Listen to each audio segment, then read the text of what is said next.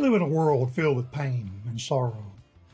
And more to the point, maybe you've experienced pain and sorrow. Maybe you've made mistakes, or you're the innocent victim of some terrible acts and you feel worthless, abandoned, and alone. Well, I've got good news. You can be forgiven. You can be restored, but only through Christ. You know, David wrote Psalm 22 and Psalm 23. But if we didn't know that, if we didn't realize it was the same author, we might not believe it. Because these two Psalms that deal with faith are about as different as they could be. The first few verses of each Psalm really captures the tone of each one. Now here are the first two verses of Psalm 22. David says, my God, why hast thou forsaken me? Why art thou so far from helping me, and from the words of my roaring or groaning? O my God, I cry in the daytime, but thou hearest not, and in the night season, and am not silent. Now, read the first three verses of Psalm 23. The same writer says, the Lord is my shepherd, I shall not want. He maketh me to lie down in green pastures. He leadeth me beside the still waters. He restoreth my soul. He leadeth me in the paths of righteousness for his name's sake. You see, in Psalms 22, David feels forsaken by an unresponsive God. But in Psalms 23, David feels shepherded by an ever attentive God. In Psalm 22, David's soul is in restless agony.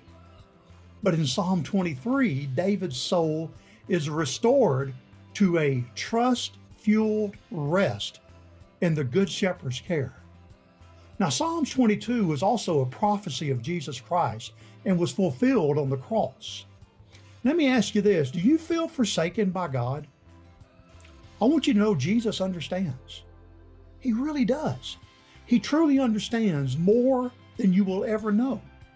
You see, we can feel forsaken by God, but Jesus was forsaken by God. We can feel lonely, but Jesus, for a horrible moment, truly was alone on the cross. And as our great high priest, he's able to sympathize with us in all of our weaknesses, since he was tempted in every way that we are, yet without sin. Now that's the promise of Psalms 23, because it was purchased by the price of Psalm 22. You see, your good shepherd will restore your soul forever. Why? Because he was forsaken by God, scorned and mocked by men.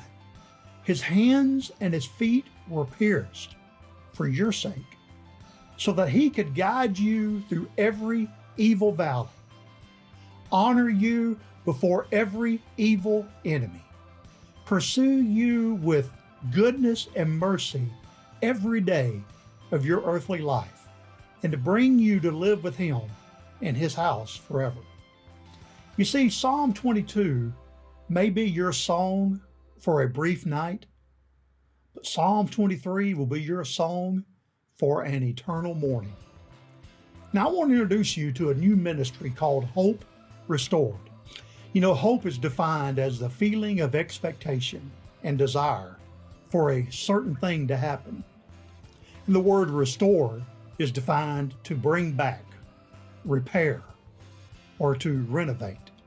In our day and age, the word hope is commonly used to mean a wish.